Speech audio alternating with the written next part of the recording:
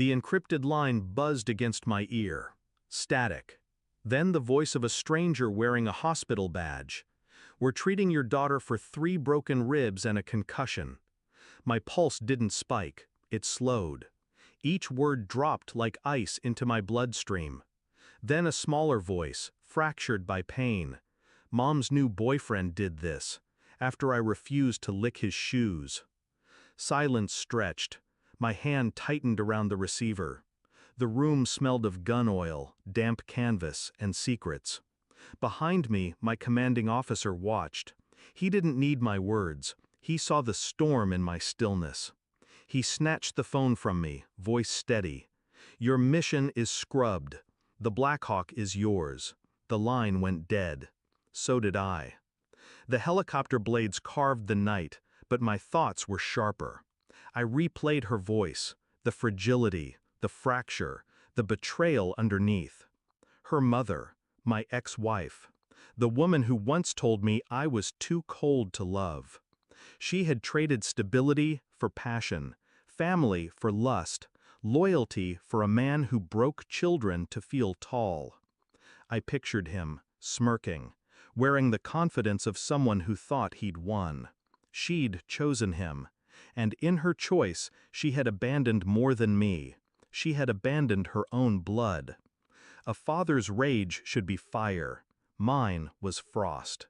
Fire burns out. Frost spreads slowly, consuming everything until nothing stirs beneath it. Still, I couldn't confront her yet, not with anger, not with fists. That would make me like him. No, I needed the truth, irrefutable, surgical. I needed her to drown in her own silence when the truth stared her in the face. The hospital lights hummed like insects. She was there, my daughter, pale, stitched, broken, yet unbroken in her eyes. I sat beside her, held her hand, but I didn't ask questions. She had already told me enough. Later, when she slept, I moved with the precision of my training. Phone records, banking slips, GPS traces. Her mother's patterns unfolded like a classified file, one I had ignored for too long. Night after night, I built a quiet case. The lover's address, hotel stays marked business trips, even the neighbors' whispered remarks. She laughed louder when he was near, they said. The walls closed in, but I did not pace. I watched, waited, collected fragments of a reality she thought was invisible. It wasn't violence I prepared. It was exposure, the kind no one recovers from. The DNA test arrived in a sealed envelope. Not for her, not for me, for my daughter. I had to know how deep her betrayal cut. The numbers stared back at me, clinical, merciless. Not my child. The floor didn't fall, it simply ceased to exist. I walked into her kitchen 3 nights later. She froze when she saw the folder on the table. Her lover wasn't there. Just her and the silence we'd perfected over the years. She reached for the file, hands trembling. Her lips parted as she read. Color drained from her face. She whispered my name. A plea, not a word. I didn't speak. I didn't rage. I let her drown in the echo of her own choices. Finally, I broke the silence. She called me from the hospital. My voice was steady, surgical. She begged me to protect her from the man you replaced me with. Her knees buckled. She gripped the table. Tears came, but I had no use for them. You didn't just betray me.